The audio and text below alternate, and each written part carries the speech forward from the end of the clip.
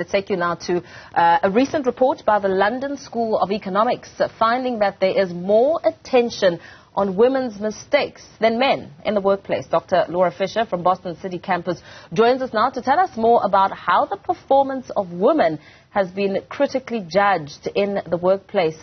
Dr. Fisher, very good morning to you. Thank you so much for your time. A lot of what we're hearing, of course, is the term lucky, women being labelled as lucky, a woman who succeeds in the workplace, as opposed to being called a woman of merit, substance and ability. She's called lucky. Where does this perception come from?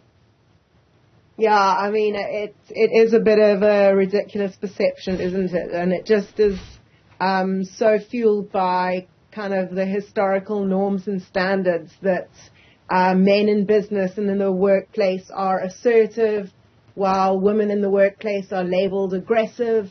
When men succeed, they're hardworking and they're risk takers, and when women succeed, they're just lucky. Where does it come from? Well, it's bias.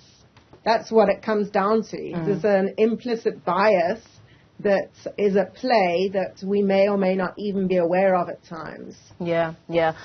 What have parts of the research from the Inclusion Initiative exposed about addressing traditional gender norms? Yeah, I mean, addressing traditional gender norms in terms of the research really shows that we need to challenge what the traditional gender norms are, because to this day we know that there still exists a massive pay gap between men and women. There's a sense of women being incapable of being in certain fields where men have previously thrived. And in actual fact, it's unfounded, because women often outperform men in many different areas where traditionally men were considered to be the top dog. So this idea of implicit bias, and what the research shows us, is that we need to challenge, we need to bring these implicit biases to the surface and acknowledge that they exist, and then actually begin to challenge them. Because it's got nothing to do with luck. It's got everything to do with hard work, determination, and actually a focused effort on the part of the individual, be it a man or a woman, actually. A lot of perseverance is needed, of course. The label also has a significant impact in the workplace. It's created barriers for women, and also it opens up some critical judgment to mistakes, as you're making mention of, highlighting the dangerous perceptions made about women, and also exposes the challenges women still face in their efforts striving to climb the corporate ladder. Yeah, exactly. Yeah, I mean, when a woman makes a mistake, then it's her fault. She's done something wrong. She's been inattentive.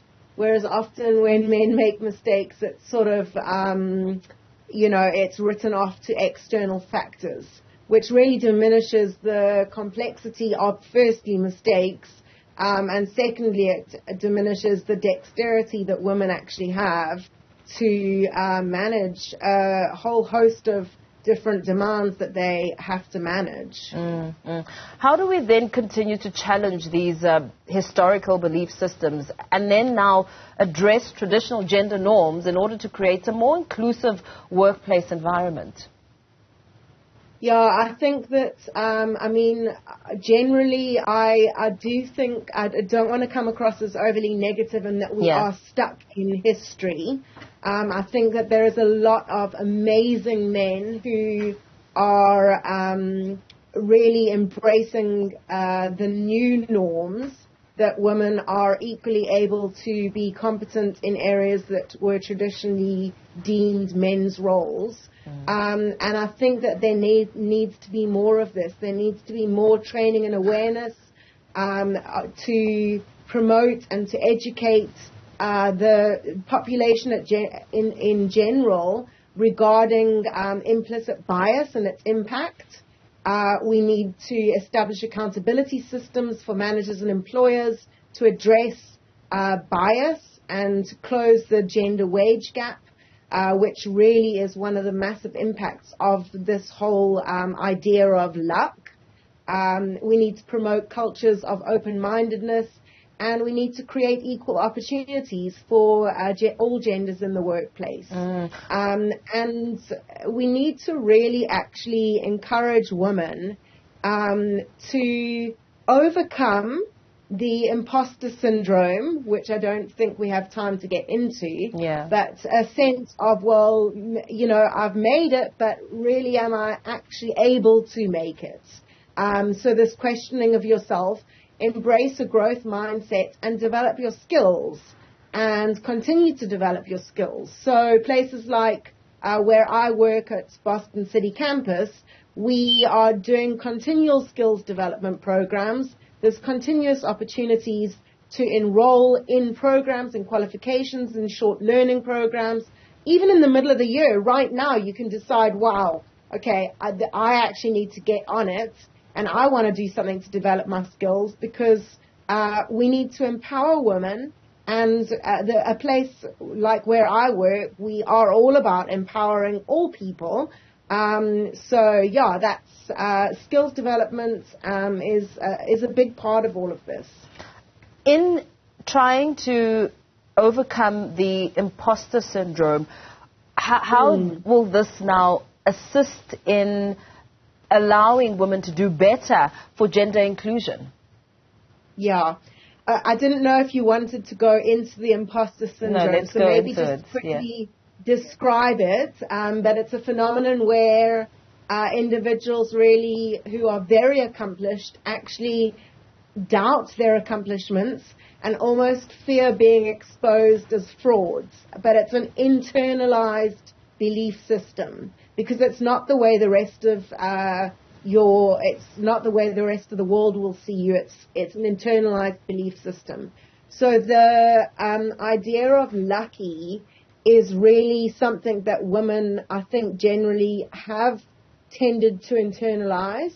Like, maybe, although I am accomplished, although I have got a PhD in whatever I've got a PhD in, you know, I am lucky anyway. And overcoming this sense of being exposed as a fraud, when in actual fact you have very good grounds to stand on in terms of the accomplishments that you have achieved, is very, very important, because it's then about embracing that you are enough and that what you have done is enough.